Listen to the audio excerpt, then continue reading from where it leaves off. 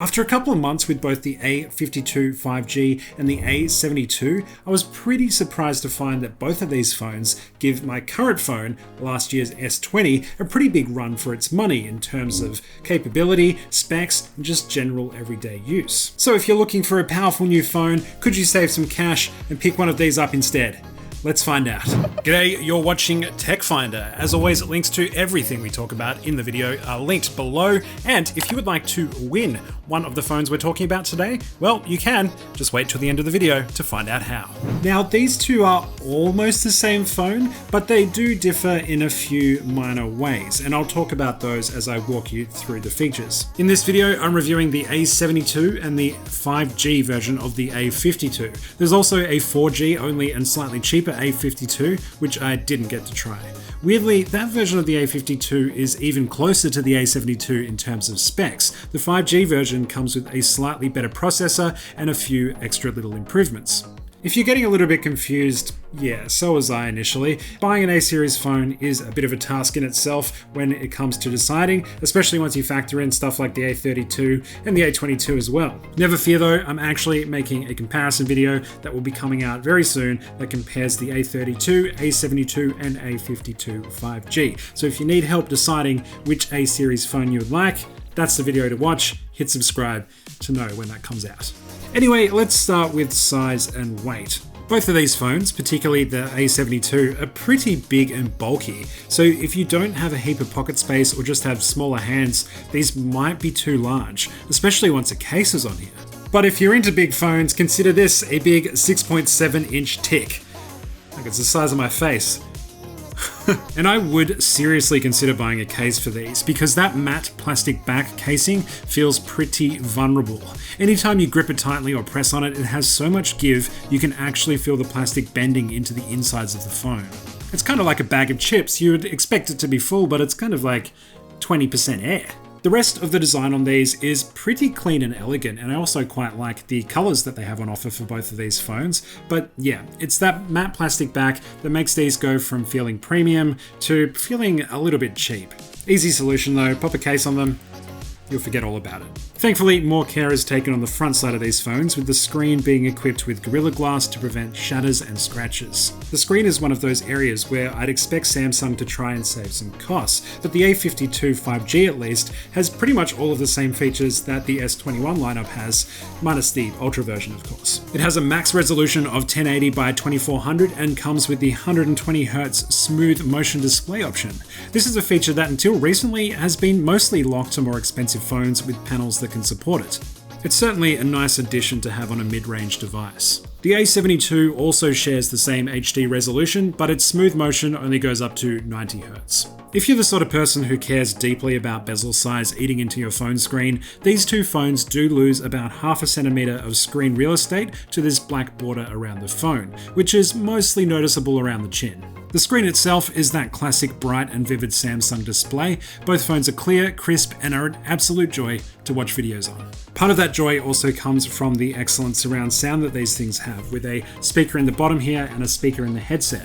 If you're a fan of watching videos in bed without any headphones, well, this is the phone for you. Hey, don't. Also, if we just peek a little beyond the speaker, what is this? A headphone jack? Yes! These are getting increasingly rare in the world of smartphones, even while so many people are still rocking wired buds. I think leaving wired headphone support on cheaper products like this is a really clever move. If someone is on a tight budget, it kind of stands to reason that they also don't have the money to buy wireless earbuds, so it's kind of nice that you have the option to plug in wired headphones here. Love it.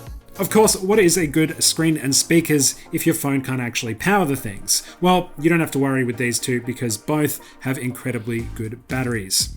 The A52 comes with a 4500 mAh battery, while the A72 comes with 5000. And holy lithium, do these phones last a long time. I've been traveling a lot lately with only one USB-C charger and about 6 devices that actually need the juice. So I've only really been charging these maybe every 2 to 3 days, and still, they've never died on me. Both phones also have 25-watt fast charging that gets them to 50% in about half an hour if you use the supplied cable and power brick. Wireless charging is not a feature on these phones, by the way, but I feel like if we're having to make a few sacrifices to drive the price down, wireless charging is a perfectly fine feature to go without. The cameras are another place where you'd expect Samsung to be saving some money here, but these kind of come with all the cameras that you need.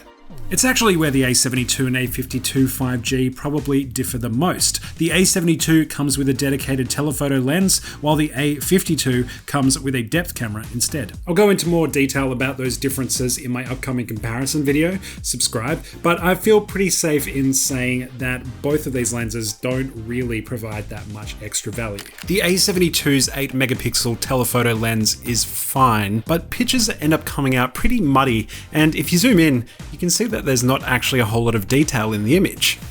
The depth camera on the 52 5G helps create a fake bokeh with portrait mode, but it never really looks that realistic anyway. I really don't like it. The main 64 megapixel camera on these two phones though is pretty good and creates nice images in the right light. You won't be creating works of art, but you can rely on these pretty well when taking photos for memories and social media.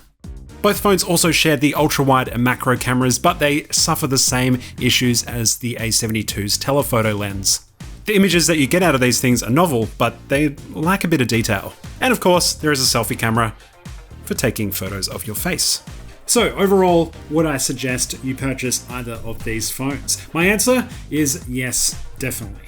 The A52 5G and the A72 are two incredibly capable phones, and they kind of make me wonder why I ever feel the need to purchase a flagship from Samsung anymore. Not only do they cut costs on the stuff that most of us don't worry about anyway, they actually serve the budget-minded customer out there too, with additions like the headphone jack. As I said at the start, I will be making a comparison video between these two and the A32, so please do subscribe if you would like to watch that. For now, I can say both of these phones are well worth picking up, depending on whether you want a large phone with a telephoto lens or a smaller phone with 5G and a 120Hz display. The cheap feeling plastic back may put some of you off, but I feel like if you're trying to save some money in 2021, then the A series is a good place to start. Now that's the end of the review, but if you really want to save money, I'm actually giving away all of my review units of the 3 A series Samsung phones. All you have to do is comment below. Tell me in the comments, what is your favorite phone of all time? Go back deep into the memories. Maybe it's like an old brick phone. I used to have one of those. Or maybe it's the Motorola Razr. That's actually probably my favorite phone of all time. Or the iPhone 4. I have lots. They're all amazing. Tell me in the comments below, and you could be walking away with one of these 3 A-series phones. We'll randomly be picking 3 of the comments below to give one of the phones, and we'll be announcing the winners in the upcoming comparison video. For full terms and conditions, check the link in the description. So with that said, please hit subscribe if you want to know more about the A series of phones. I'm talking about the A32 next week. And hit like if you found this video entertaining or helped you in your purchasing decision in any way. Until I see you in the next video, I will be cleaning these phones and packing them away so I can send them to the winners. They are fingerprint magnets, I really gotta say. There we go, nice and clean.